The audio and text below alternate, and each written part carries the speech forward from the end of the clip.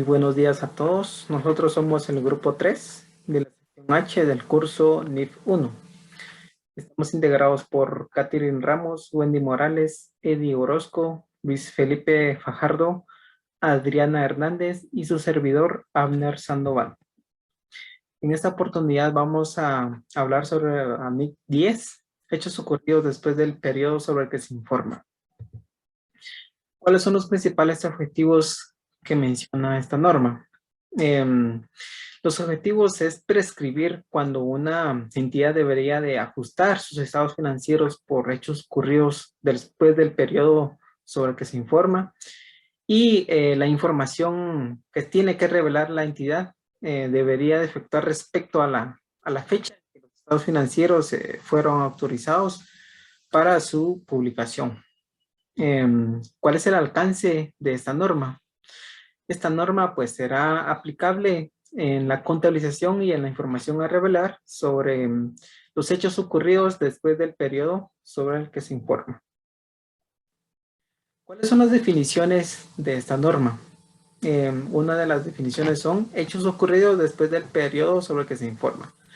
Dice que son todos aquellos eventos, ya sean favorables o desfavorables, que se hayan producido entre el final del periodo sobre el que se informa y la fecha de autorización de los estados financieros para su publicación. En este tipo de sucesos, pues, puede identificarse dos tipos, en el cual, pues, aquellos que proporcionan evidencia de las condiciones que existían al final del periodo sobre el que se informa. En estos hechos, pues, sí implicaría un ajuste contable, ¿verdad? Y aquellos que indican condiciones que surgieron después del periodo sobre el que se informa. Estos hechos como tal, pues, no implicarían un ajuste contable.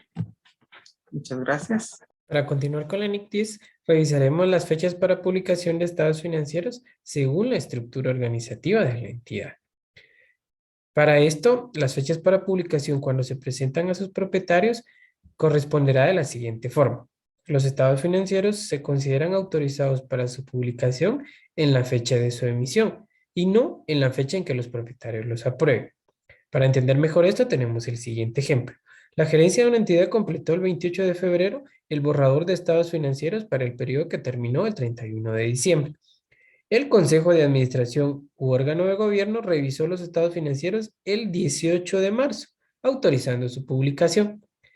La Junta de Propietarios aprobó los estados financieros el 15 de mayo. Entonces, ¿cuál de las dos fechas tomamos? La norma establece que se tomará en cuenta para su publicación la fecha de su emisión y no la fecha en que los propietarios aprobaron dichos estados financieros. Por tal razón, los estados financieros se autorizaron para su publicación el 18 de marzo, fecha en que el Consejo de Administración autorizó su divulgación. ¿Qué sucede en el caso de que se presenten a un consejo de supervisión? La norma establece que en esos casos los estados financieros quedan autorizados para su publicación cuando la gerencia los autoriza para su presentación al consejo. En este ejemplo, el 18 de marzo, la gerencia de una entidad autorizó los estados financieros para que sean presentados a su consejo. Este consejo los aprobó hasta el 26 de marzo. Entonces, ¿cuál fecha tomamos? ¿El 18 o el 26? La norma establece que se considerará para su publicación la fecha en que la gerencia los autoriza y la gerencia los autorizó el 18 de marzo. Por tal razón, los estados financieros se autorizaron para su publicación el 18 de marzo, que fue la fecha en que la gerencia los autorizó para su presentación. No con la presentación tenemos los hechos ocurridos después del periodo sobre el que se informa. En este caso hablemos primero sobre los que implican un ajuste. Para esto vamos a hablar sobre la resolución de un litigio. Recordemos bien que los litigios son aquellos juicios en los cuales estamos involucrados como entidad, ¿sí? Y nosotros debemos de evaluarlos y registrarlos correctamente.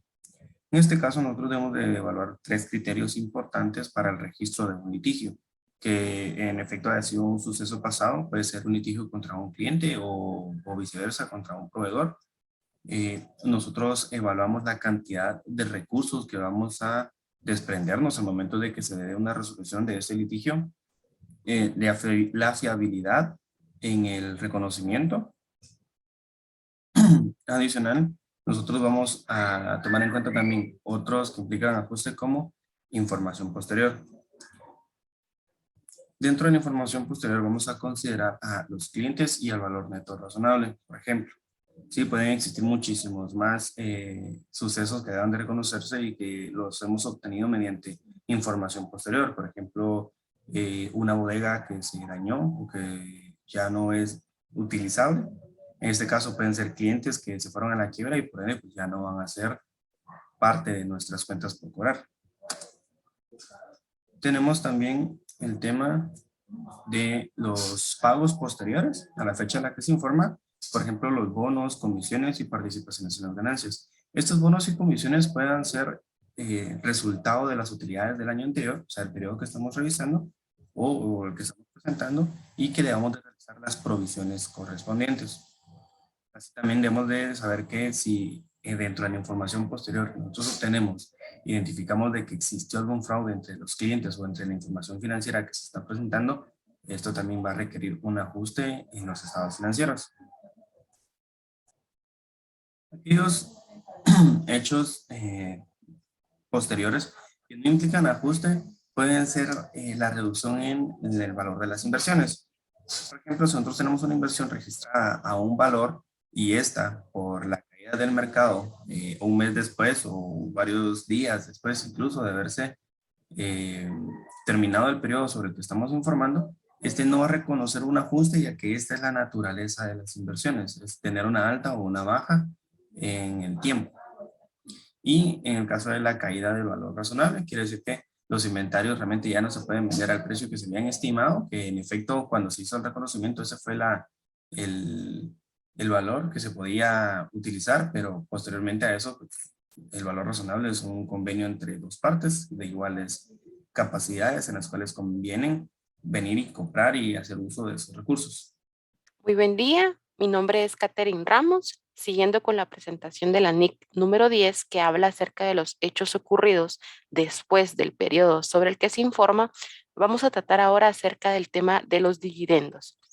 La NIC menciona que si en este caso en los dividendos una entidad acuerda previamente distribuir dividendos después del periodo sobre el que se informa, en este caso pues la entidad no va a reconocer esos dividendos como un pasivo al final del periodo sobre el que se informa. Destaca también esta norma que si se acuerda a la distribución de dividendos después del periodo sobre el que se informa, pero toda vez antes de que los estados financieros sean autorizados para su emisión, los dividendos no se reconocerán como un pasivo al final del periodo, pero, ¿verdad? Pero se van a revelar en las notas a los estados financieros, porque en este caso pues no existe, ¿verdad?, la obligación en ese momento en el que el periodo que estamos auditando.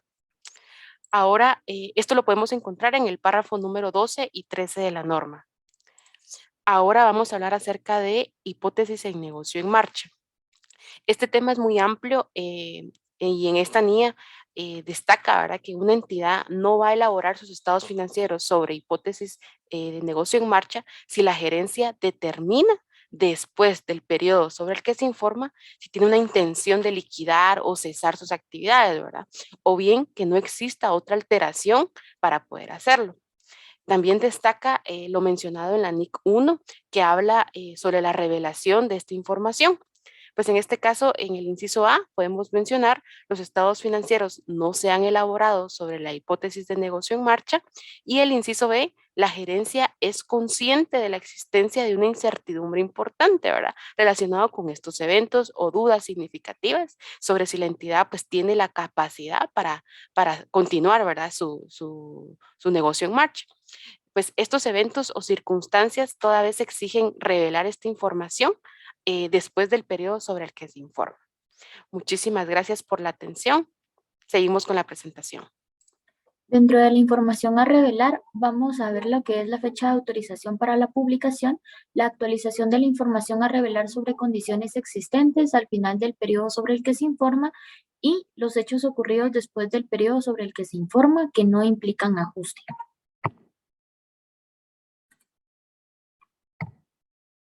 Dentro de la fecha de autorización, Para la publicación, la norma indica que la entidad revelará la fecha en que los estados financieros han sido autorizados para su publicación, así como quien ha dado esta autorización.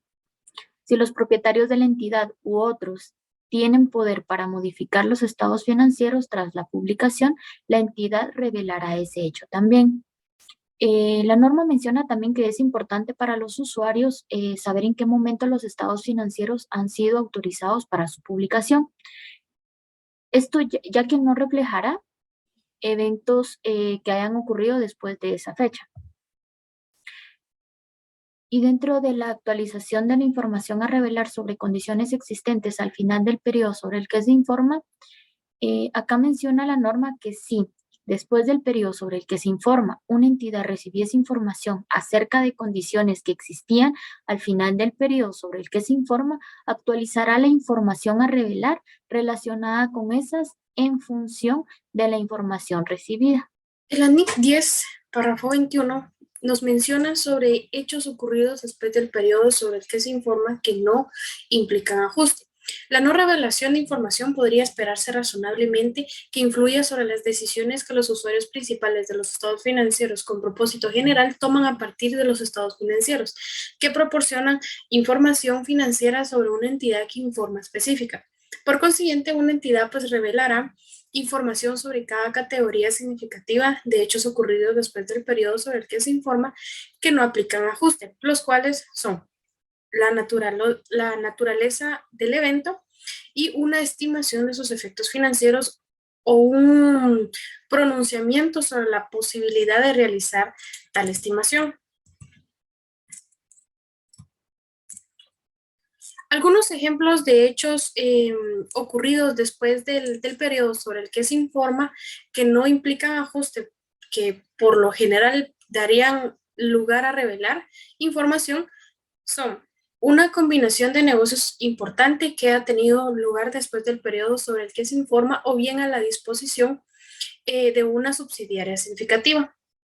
También el anuncio de un plan para descontinuar definitivamente una operación, las compras de activos significativas, la clasificación de activos como mantenidos para la venta de acuerdo con la NIF 5, las cuales son activos no corrientes mantenidos para la venta y operaciones discontinuadas. Y también se tiene pues la destrucción por incendio de una planta importante de producción después del periodo sobre el que se informa. Algo importante también es la fecha de vigencia, pues una entidad aplicará esta norma para los periodos anuales que comiencen a partir del 1 de enero de 2005. Gracias.